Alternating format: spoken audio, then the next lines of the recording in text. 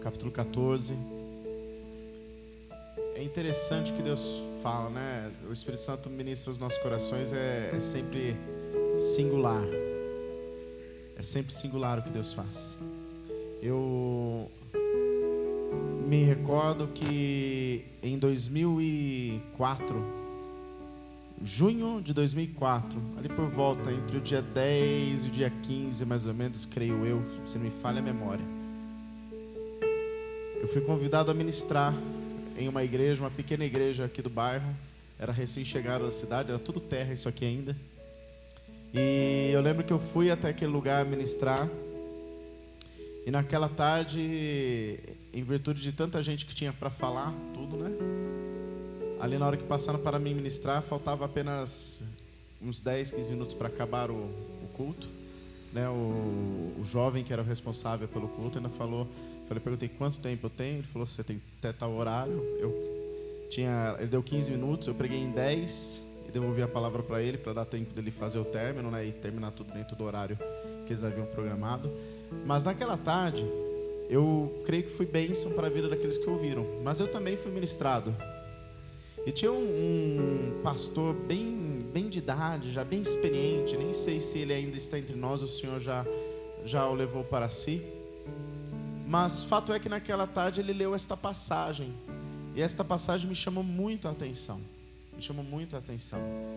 E eu lembro que Deus me deu a oportunidade de estar ministrando sobre essa passagem no domingo seguinte aqui na igreja. Nós tínhamos ainda uma escadaria ali, as janelas aqui eram tudo redondinha, a frente da igreja parecia aquelas igrejinhas do interior mesmo assim, né? Aquela, sabe, triângulozinho assim em cima, telhadinha assim. A igreja era toda verde, erva doce. Faz tempo. As cadeiras aqui eram brancas de plástico. Não tinha essa porta aqui. Tinha poucas pessoas. Não como hoje por conta desse período que estamos vivendo, mas era porque era um reinício. A igreja estava recomeçando, nós havíamos assumido essa obra, só tinha a igreja e tinha a irmã Lisama, a irmã Cida, que estão conosco até hoje, a irmã Francisca e o irmão Francisco e a irmã Sinira, que já estão no Senhor, né? Tinha mais 2 pessoas visitando na primeira noite, mas depois pertenciam já a outras igrejas, não permaneceram. E ali nós começamos, né? E Deus ministrou muito no meu coração, porque esta mensagem aqui fala a respeito de situações, de quando nós nos sentimos num beco sem saídas. Sabe quando você parece que entra numa rua sem saída, e a rua é tão apertada, você está ali com o carro, você não sabe nem como você vai fazer para manobrar, para sair onde você entrou? E às vezes a vida nos coloca em algumas situações assim, um beco sem saídas. Às vezes você olha, poxa, mas dá para me voltar para trás. Mas para voltar para trás, às vezes eu vou ter que pegar e vencer algumas coisas dentro de mim. E o texto aqui fala um pouco sobre isso. Leia comigo, Êxodo 14, verso 1 ao 3. Diz assim: Então falou o Senhor a Moisés dizendo: Fala aos filhos de Israel que voltem e que se acampem diante de Pirairote, entre Migdol e o mar, diante de Baal-Zefon, e em frente dele assentareis então no campo junto ao mar. Então Faraó dirá dos filhos de Israel: estão embaraçados na terra, o deserto os encerrou. Queridos, vamos orar? Fica com sua Bíblia aberta. Espírito Santo, nós somos teus. Fala conosco, ministra os nossos corações. Fala aquilo que nós precisamos ouvir. E quebranta o nosso coração para ouvir a Tua voz e para nos alinharmos à Tua vontade. É o nosso desejo nessa noite, é o meu desejo. E eu creio que é o desejo da Sua noiva que se adorna neste lugar. Assim oramos e agradecemos a Ti em nome de Jesus. Amém e amém, Jesus. Amém. Amados, aqui esta passagem fala do momento em que o povo de Israel havia saído do Egito. Havia tido aquela experiência sobrenatural das 10 pragas. Eles tinham com seus olhos visto o agir de Deus, a mão forte do Senhor, agindo de maneira gloriosa. Ou seja, eles não eram apenas homens que conheciam a história por ouvir, mas eles eram, na verdade, testemunhas oculares de um Deus poderoso de um Deus que fez coisas grandiosas, de um Deus que marcou a história de duas nações, a nação de Israel e a nação do Egito. Pois na história do Egito até hoje, os livros contam a respeito daquela situação. Steven Spielberg, embora seja judeu, quando foi fazer a animação Príncipe do Egito, é uma animação muito bonita. Quem não assistiu, acho que é interessante que você assista, que é muito bonita a história, principalmente para as crianças, mas é muito bonito ali a forma que ele retrata. Quando ele foi fazer esse filme, a sua pesquisa não foi só a Bíblia. Ele queria saber mais a respeito da veracidade dos fatos, e ele encontrou isso ali na história do Egito. Ele falava a respeito disso em uma entrevista, eu lembro anos atrás, quando o filme estava sendo divulgado. Então, ou seja, a história marcou a nação de Israel e marcou aquela nação, e por consequência chegou até nós para nos ensinar muitas lições. Nós podemos tirar diversas lições, mas especificamente esse momento onde eles estavam caminhando em uma direção que era a direção normal de todo viajante para atravessar o Mar Vermelho, Deus então fala para eles mudarem de direção e voltarem. Eles voltaram até este lugar que se chama Pi-Hairote, um lugar que na verdade não era o lugar mais propício, e Deus tinha alguns propósitos específicos para esta caminhada, de fazê-los voltar, para que a glória dele realmente fosse mais uma vez reconhecida, tanto pelo faraó, como para os egípcios, como também para o próprio povo hebreu que estava ali reunido. É interessante porque quando nós ouvimos a expressão voltar para trás, parece que a gente está perdendo, parece que a gente fracassou. Mas às vezes voltar para trás, querido, é algo de Deus na nossa vida, para que nós possamos então avançar passos mais largos depois, para que nós possamos então alcançar objetivos maiores. Querido, é interessante porque nesse momento aqui eu queria citar duas frases de John Piper que se encaixam nesse texto, que caem como uma luva, né? Uma delas é: orar com fé não significa que tudo que pedimos acontecerá, significa que confiamos que Deus nos escutará e nos ajudará da melhor forma. Então não é porque nós oramos que nós vamos ter a oração respondida exatamente como nós queremos. Deus, na onisciência dele, na sua onipotência, ele vai nos ajudar da melhor maneira possível. Até porque nesta parte tem a contrapartida, que eu tenho que também ajudar. Eu tenho a minha parte. E outra frase de John Piper que encaixa bem nesse ponto, que ele fala assim: é impressionante como muitas pessoas se consideram cristãs, mas não consultam a Cristo para fazer as suas escolhas. Então, se eu bato no peito e digo que sou cristão, peraí, consultar a Deus e me render e me submeter à vontade dele está dentro desse contexto. Se eu não o faço, eu posso realmente me chamar de cristão? Eu posso realmente assumir essa identidade? Dizer que eu sou? Se com a minha boca eu falo uma coisa e com as minhas atitudes eu faço outra? Então, querido, eu quero que você entenda que o que John Piper fala aqui se encaixa muito com aquilo que Deus estava propondo para aquele povo, no sentido de confiar nele, de acreditar que o mesmo Deus que havia tirado eles do Egito também os livraria daquela situação. Algo aconteceria. E se trouxermos para a nossa vida cristã, querido, aqui, é entender que muitas vezes recuar pode ser uma estratégia de Deus para vencer as adversidades da vida, para vencer as situações que eu mesmo me coloquei. Porque presta atenção, Deus não te colocou nessa situação, você entrou nela sozinho, com as suas decisões, ou com as suas más decisões, né?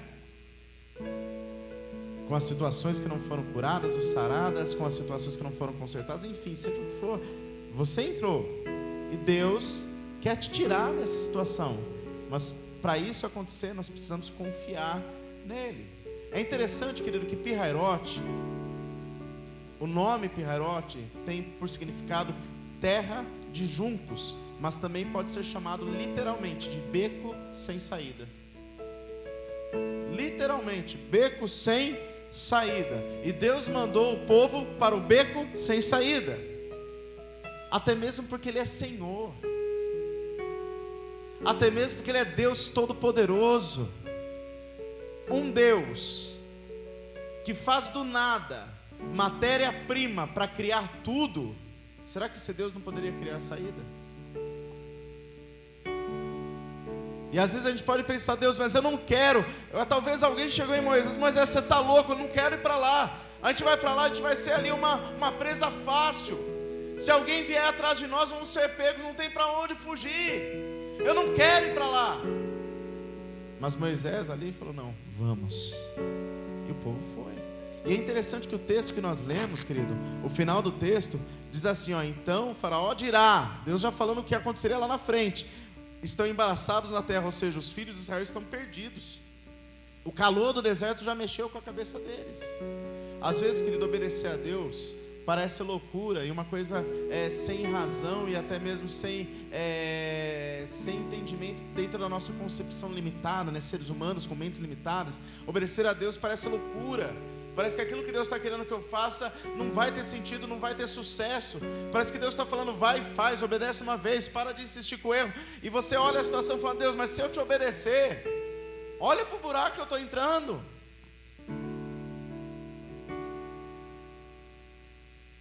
Deus, querido, é Deus aonde você estiver, na situação que você estiver.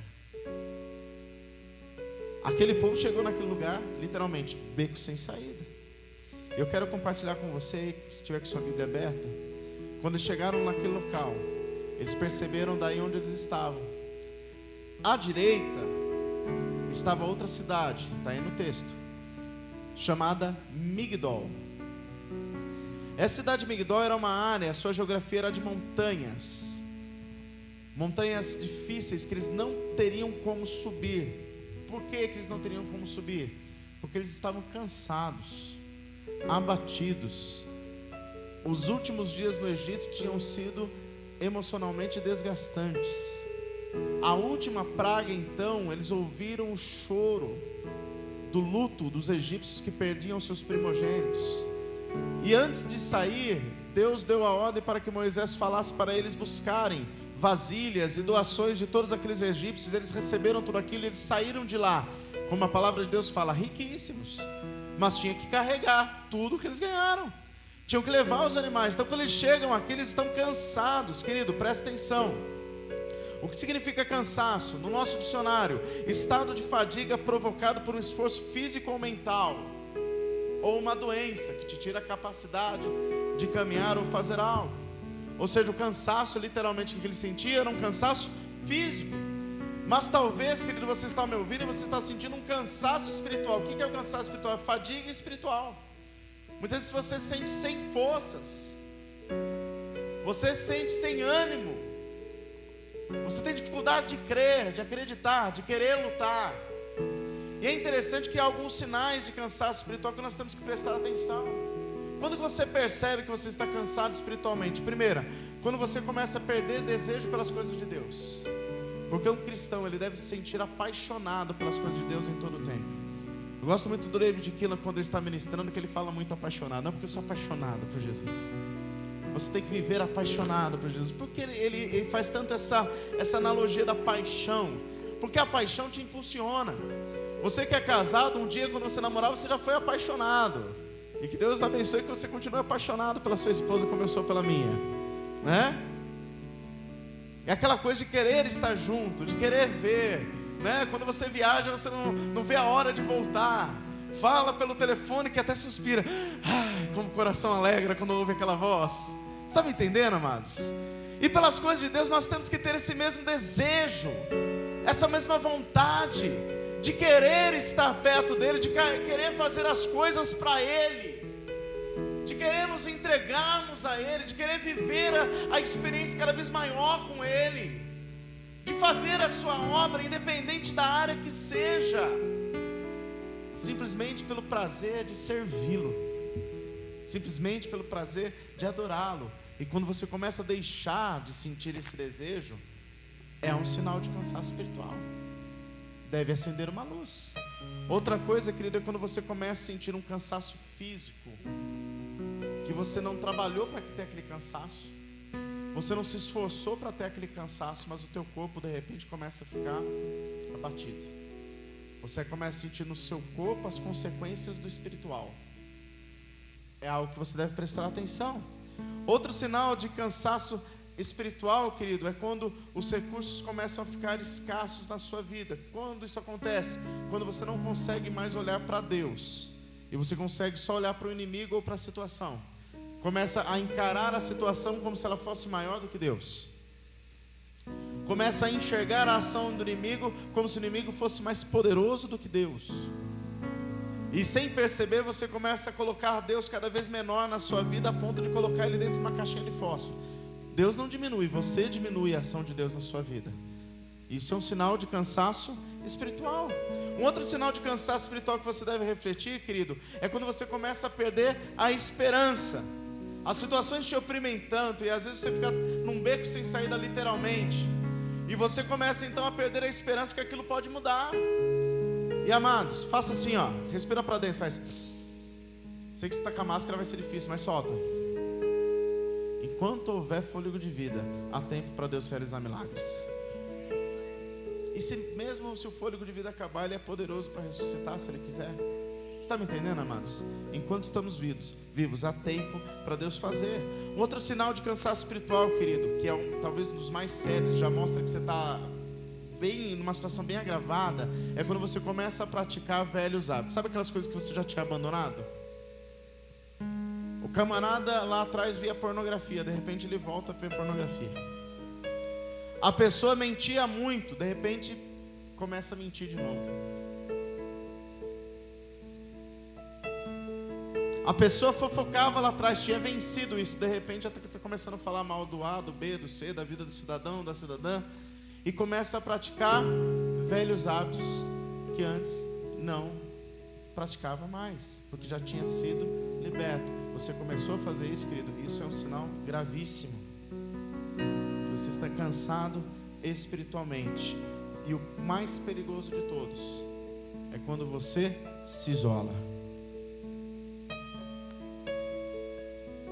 Quando você se isola, é porque é aquele ponto do cansaço espiritual que você não quer ouvir mais ninguém, você não quer ver mais ninguém, você se fecha na sua casinha, no seu mundinho, e fica como uma ovelha perdida no campo.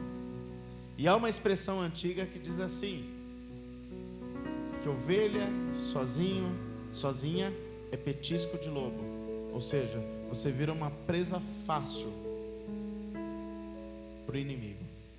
Queridos, isso é tão sério, porque nós temos que acordar e voltar para Jesus, voltar a Ele, amém?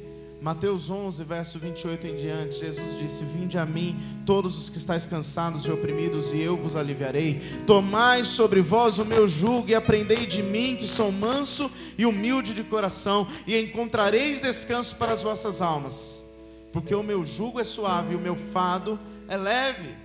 A promessa para aqueles que creem e voltam para o Senhor, mesmo que estejam cansados, é de um revigoramento espiritual, é de um novo ânimo. Isaías 40, a partir do verso 29 ao 31, diz que Ele dá vigor ao cansado, multiplica as forças ao que não tem nenhum vigor. Os jovens se cansarão e se fatigarão, e os jovens certamente cairão, mas os que esperam no Senhor renovarão as suas forças e subirão como águias, correrão e não se cansarão, caminharão e não se fatigarão. Você pode estar em Migdol cansado, olhar para o lado e só ver cansaço na sua vida. Volta para Jesus, se rende a Ele de novo, para Ele renovar suas forças. Aí eles olham para a esquerda e veem outra cidade chamada Baal-Zephon. A cidade de Baal-Zephon era uma cidade peculiar, queridos, porque era uma terra de canibais. Pessoas ali eram servidas como prato principal no jantar. Era um lugar que ninguém queria estar. O interessante, querido, é quando a pessoa ela está muitas vezes numa situação de erro. Às vezes é tão confortável a situação de erro, e o diabo proporciona tantas coisas, que a pessoa não quer sair daquela situação. Está numa terra de canibais, correndo risco de vida, mas não percebe os perigos que estão à sua volta. Há um testemunho registrado na história, testemunho, tá? Diferente de testemunho. Um testemunho que está registrado na história, que talvez tenha acontecido, a data provável pelos historiadores é aproximadamente 28 de agosto de 1962. Era um sábado. Haveria um show, uma apresentação de uma artista famosa. E talvez um dos maiores evangelistas do século passado, Billy Graham, ele vai então e consegue um jeito de entrar no camarim daquela artista que se apresentaria ali, aquela mulher que arrastava multidões, Marilyn Monroe. Ele consegue entrar no camarim com ela, porque o Espírito Santo o havia impulsionado aí naquele lugar. E ele começa a falar para aquela mulher do amor de Deus. Começa a falar daquilo que Jesus poderia fazer na vida dela. Aquilo que Deus poderia realizar, que curaria as suas dores, que tiraria as suas angústias. Que as marcas do seu passado, que ninguém sabia, porque todo mundo só conhecia a Marilyn Monroe, que aparecia nas revistas, nas fotografias, nos filmes, nos eventos, só conhecia pelo sorriso. Mas a Marilyn pessoa, o indivíduo que ninguém conhecia, Jesus olhava, e Jesus queria curar aquela mulher. Jesus queria ela para ele. E Billy Graham fala para ela de tudo aquilo, e no final, depois de ouvir aquela mensagem, de maneira indiferente, porque uma grande característica, querido, de uma pessoa que está se afastando ou já está longe do Evangelho, é ficar indiferente à mensagem da cruz. E aquela mulher ouve toda aquela mensagem e diz assim para Billy Graham: eu não preciso do seu Jesus. Uma semana depois, 5 de agosto de 1962, ela foi encontrada morta no seu apartamento. Morreu com apenas 36 anos por conta de uma overdose dentro da sua própria casa. Querido, presta atenção, ouça o que o Espírito diz à igreja. A oportunidade é dada a todos, mas Deus não tira de nós o livre-arbítrio que nós temos. A oportunidade é dada a todos. 1 Pedro capítulo 5. 1 Pedro capítulo 5 diz, a partir do verso 8: sede sóbrios, vigiai, porque o diabo, vosso adversário, anda em derredor, bramando como leão, buscando a quem possa tragar. Ao qual resisti firmes na fé, sabendo que as mesmas aflições se cumprem entre os vossos irmãos no mundo. Então não pense que é só com você, só você que passa luta, só você que passa batalha, luta, problemas na casa. Para com isso, não é só você. Cada um tem suas lutas. Versículo 10: e o Deus de toda graça, que em Cristo Jesus vos chamou à sua eterna glória, depois de haver desparecido um pouco, Ele mesmo vos aperfeiçoará e confirmará e fortificará e te fortalecerá. É o mesmo Deus. Então, por mais que você ache que a luta é grande, ele já está deixando claro aqui, ó, mesmo depois de haver desparecido um pouco, isso que você está achando que é tão grande, é pouquinho, porque comparado à cruz, não é nada. Comparado aos cravos, aos espinhos, comparado aos açoites, não é nada. Aí eles olham para um lado, vem Migdol, olham para o outro, vem ali Baal-Zephon. Aí de repente atrás, a palavra é clara, Deus endurece o coração de Faraó, Faraó resolve ir atrás deles. E o texto diz que atrás deles vem então Faraó, com um grande exército, carros e cavaleiros. Queridos, às vezes se nós olharmos para trás, a gente fica pensando, e agora? O que a gente vai fazer? Estou num beco sem saída. Mateus 10, 29 ao 31 diz, nem um pardal, presta atenção, olha para mim aqui, quanto custa um pardal? No mercado hoje de pássaros, quanto você paga no pardal? R$1? 10 centavos? 1 centavo? Ninguém paga nada por um pardal, não tem valor para o homem. Você está me entendendo, queridos? Nem um pardal que aos nossos olhos não tem valor, nem aos pardais que aos nossos olhos não tem valor algum. Nenhum pardal pode cair no chão sem que o Pai de vocês saiba disso. E até os próprios cabelos da sua cabeça estão todos contados. Tem alguns irmãos que vai dar menos trabalho para Deus, tem outros que vai dar mais. Amém? Mas sejam pouquinhos os seus fios de cabelos ou muitos, Deus tem eles contados todinhos. E Ele continua dizendo assim: portanto, não se preocupem. Olhe para mim aqui. Ele termina o texto dizendo: vocês valem mais para Ele do que muitos pardais. Queridos, eu quero que você entenda, querido, que Deus nos leva a momentos como este, talvez que você esteja vivendo como um beco sem saída, para aprender a confiar nele. Há uma história muito bonita que fala a respeito de um bombeiro chamado Mark. Ele estava com seus companheiros trabalhando ali no quartel dos bombeiros. E um beija-flor entrou naquele lugar lá e ficou andando, tinha um pé direito alto. Nos Estados Unidos é muito comum os quartéis de bombeiros ter um segundo piso. Aquela cena que a gente vê em filme deles descendo pelo cano, acontece muito em algumas cidades pequenas. É algo clássico, né? Como tantas coisas na história dos Estados Unidos. E ali aquele beija-flor ficou lá em cima, nos caibros lá do telhado, lá nas vigas. E quando os bombeiros viram que aquele beija-flor estava lá circulando, eles abriram a porta. Era só uma porta de saída, uma porta grande, onde saiu o caminhão. Mas o beija-flor continuou lá em cima, sabe, voando em círculos e não descia. Eles pensaram: vamos sair daqui, ele vai encontrar saída. Daqui a pouco eles voltaram e o beija-flor continuava ali voando, voando, voando. Daqui a pouco eles perceberam que ele começou a ir parando.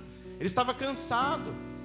E cada vez mais ele parava, até que esse bombeiro chamado Mark, ele pega uma escada grande, dá um jeito de estender essa escada até aquele lugar onde estava.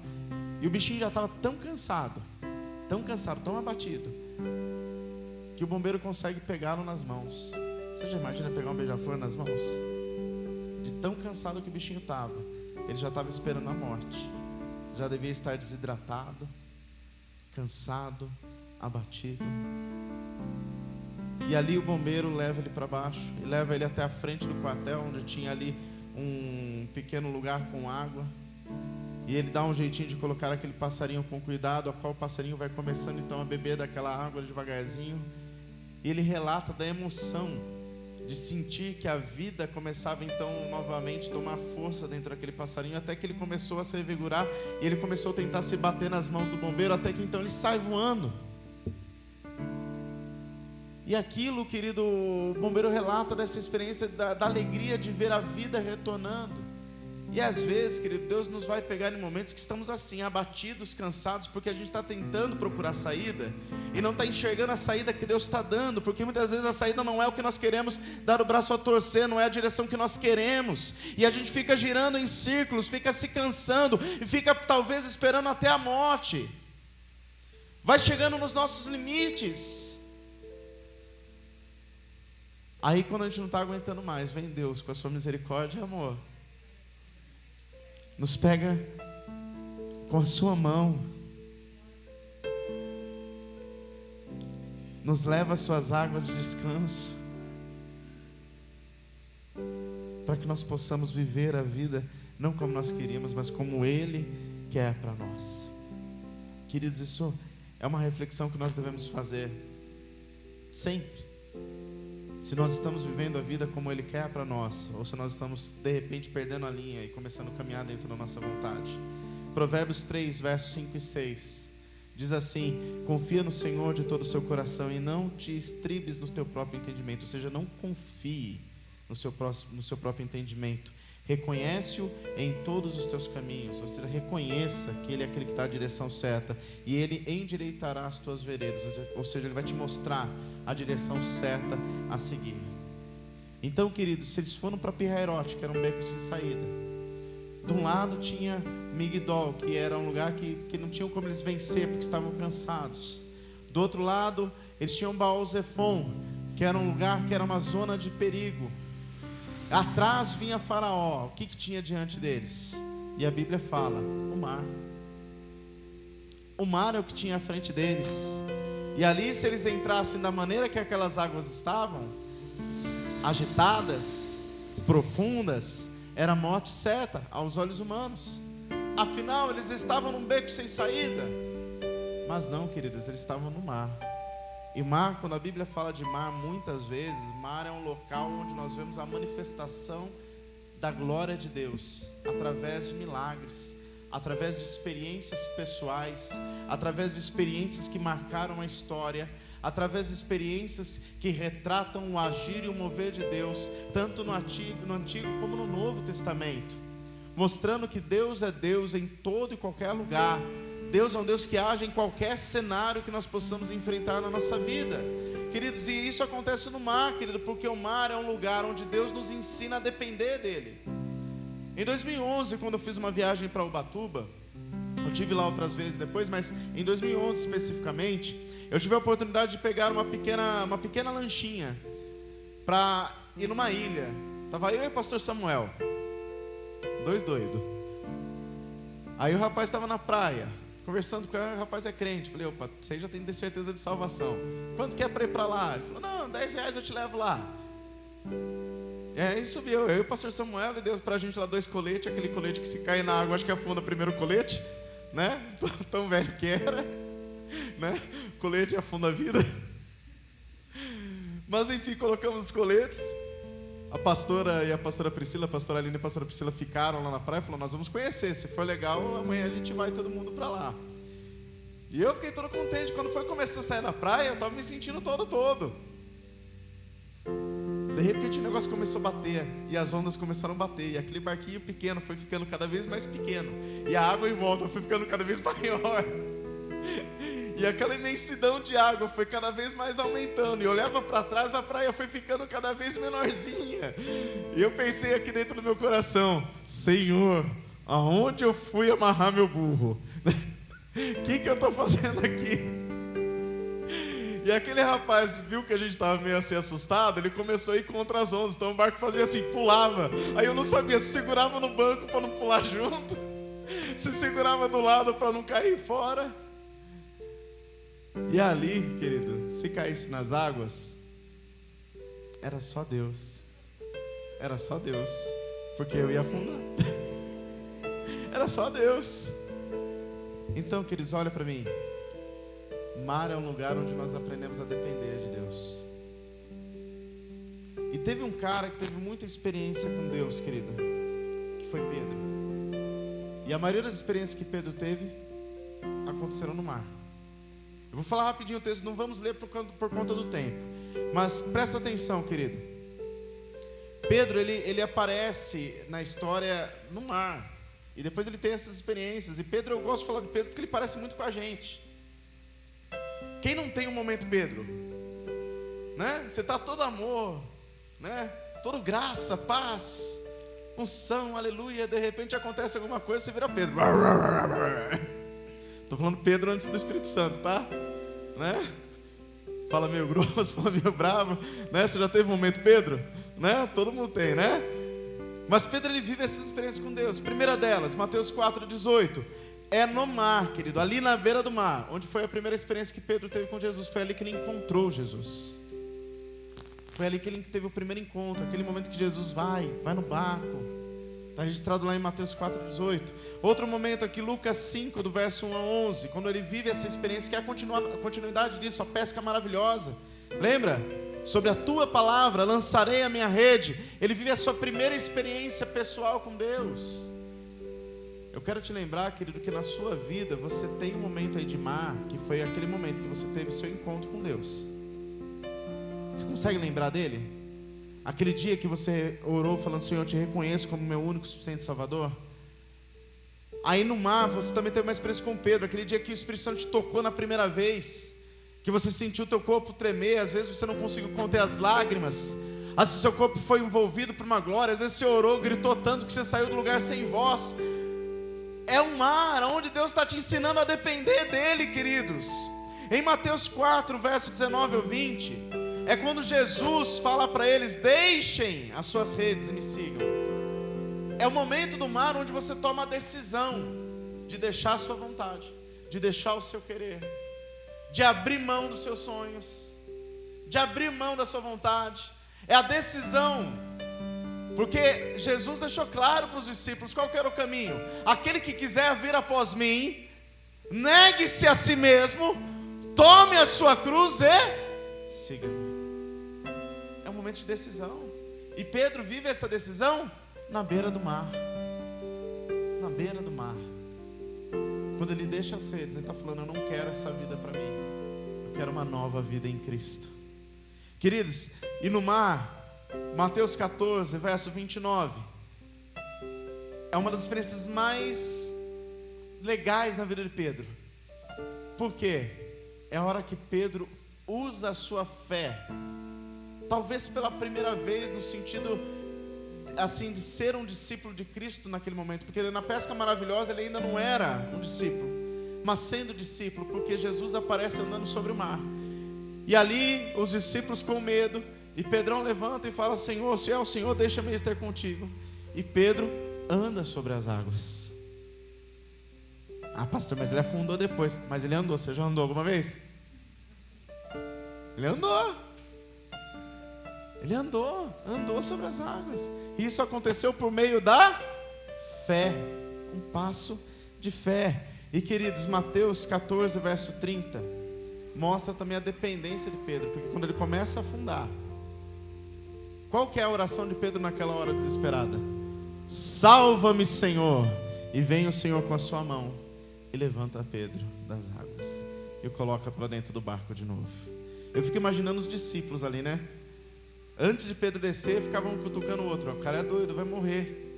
E depois eu acho que todo mundo cutucando: pô, você devia ter ido, eu também ia aí, mas ele foi primeiro, tá? Porque sempre a gente fica olhando as experiências dos outros e muitas vezes se partindo de raiva ou de inveja por não ter tomado a decisão de fazer primeiro. Querido, presta atenção.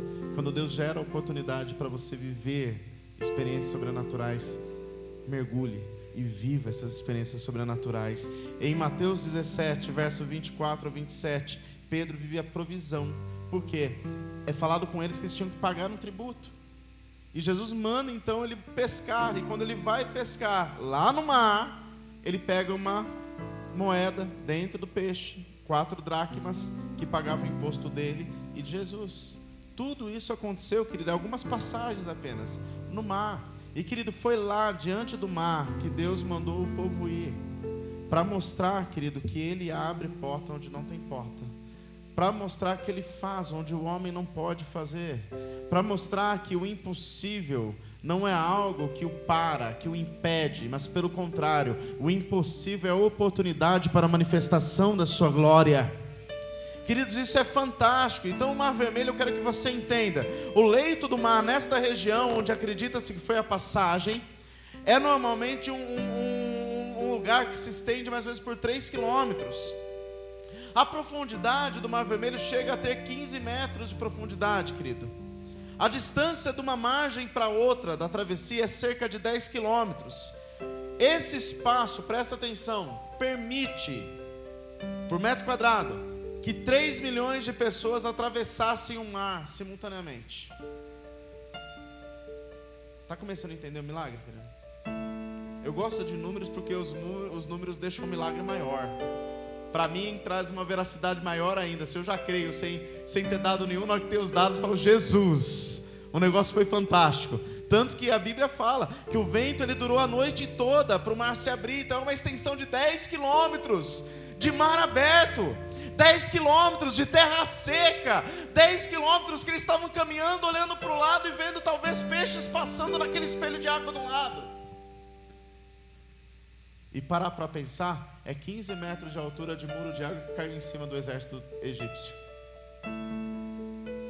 É Deus de milagres, querido. É Deus de milagres. É nesse lugar, queridos, que Deus muitas vezes nos ensina a depender dEle. E para concluir, querido, você que está gostando de aleluia, para concluir, quero que você entenda uma coisa, querido.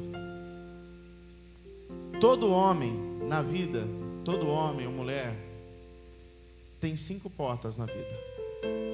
Todos nós temos. Todos nós temos 5 portas. Quantas portas? O diabo pode fechar no máximo 4. E ele só fecha essas portas quando nós permitimos que ele a feche. Ele as feche. Falei agora bonitinho. Português é certo? Valeu. A Bianca fica me corrigindo hoje no português, né? Interessante, os filhos crescem e começam a, né? Ficar corrigindo a gente na hora de falar, né? Aí eu tenho a Bianca corrigindo, o presbítero lá de cá também. Mas vou aprendendo, vou crescendo, querido. Sou um obreiro ensinável, graças a Deus, né? Mas todo homem tem 5 portas e o diabo só pode fechar 4. E essas portas só são fechadas quando nós permitimos que elas sejam fechadas. Então presta atenção, queridos. A porta de trás, ela representa Migdol. O diabo só pode fechar ela quando ele se aproveita do nosso cansaço espiritual. É a porta de entrada. A gente não vigia que está cansado, a gente não busca renovo, a gente não busca ajuda. Aí a gente permite que o diabo entre por essa porta. A porta da frente, ele se aproveita por quê? Por conta das nossas más decisões. As nossas péssimas decisões. Decisões que não são embasadas na vontade de Deus. Decisões que são apenas nossas. Que nós não damos muitas vezes ouvido a orientações e fazemos mesmo com os custos dela. O diabo se aproveita e entra pela porta da frente. À esquerda, querido, ele pode se aproveitar da nossa falta de confiança. Da nossa falta de confiança que Deus está cuidando de nós.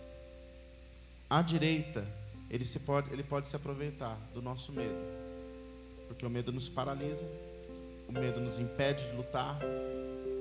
O medo tira de nós o equilíbrio, tira de nós o senso de direção, tira de nós o discernimento. Mas tem uma porta que ele não pode fechar, querido, é a porta de cima. É a porta do alto, como o salmista disse no Salmo 121, eleva os meus olhos para os montes. De onde me virá o socorro? O meu socorro vem do Senhor que fez os céus e a terra. Querido, Deus segurou o mar com suas próprias mãos para que o povo de Israel passasse. Quando o povo passou, ele tirou as mãos. É como se Deus estivesse falando assim, ó: Satanás, para o meu povo eu segurei as águas, já passou tudinho, agora você segura para os seus. E o que aconteceu com os egípcios? Se afogaram nas águas, porque o diabo não está nem aí em te ajudar, o diabo quer te destruir. João 10:10, Jesus disse que o diabo veio tão somente para roubar, matar e destruir. Essa é a missão do diabo, não se engane. Da mesma forma que Deus abre portas, o diabo também abre. Da mesma forma que Deus dá, o diabo também dá. Da mesma forma que tudo na sua vida pode parecer que está se endireitando, pode ser Deus ou pode ser o diabo. A diferença, querido, para você ter um discernimento do que é de Deus e o que não é, presta atenção. Provérbios 10, verso número 22. A bênção de Deus é que enriquece e não traz consigo desgosto. Vou traduzir para você de uma forma brasileirada. A bênção de Deus, ela é em paz, é plena, é alinhada à vontade do Senhor.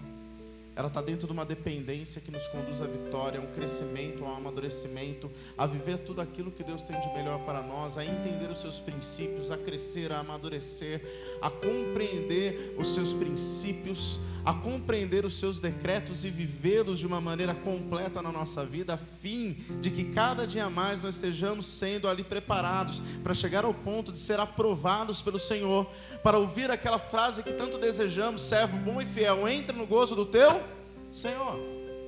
Agora, algo que não é de Deus, por mais que pareça bênção, vem com dor, vem com fracasso, vem com confusão, vem com peso, vem com prejuízos emocionais e espirituais.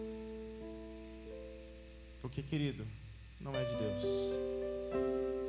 Então entenda, querido, se hoje você se sente num beco sem saída, e até mesmo você que está acompanhando pelas redes sociais, se você se sente num beco sem saída, eu quero que você preste atenção. Se Deus está falando para você regressar hoje, para você voltar, ouça a voz de Deus enquanto é tempo. Pastor, mas Pirrairote é beco sem saída. Querido, Deus é Deus, mesmo que aos seus olhos seja um lugar que não tem como mudar mais, Ele continua sendo Deus. Se você confiar, crer e deixar Ele ser Deus na sua vida, você vai viver um milagre como aquele povo viveu, que não passou pisando em lama, mas passou com a terra seca. Foi feita uma estrada praticamente pavimentada para que passasse as pessoas, pais, mães, crianças, animais, carros e tudo mais que eles tinham. A grande alegria é que quando você chegar lá do outro lado, ou seja, quando Deus terminar o processo que Ele quer realizar na sua vida, você vai fazer como Miriam, pegar o tamborim e começar a celebrar, exaltar o nome dele, porque ele é grande, porque ele é um Deus que promete, um Deus que faz. Então creia, querido, ele é Deus e ele pode fazer na sua vida. Basta você permitir que ele seja Deus.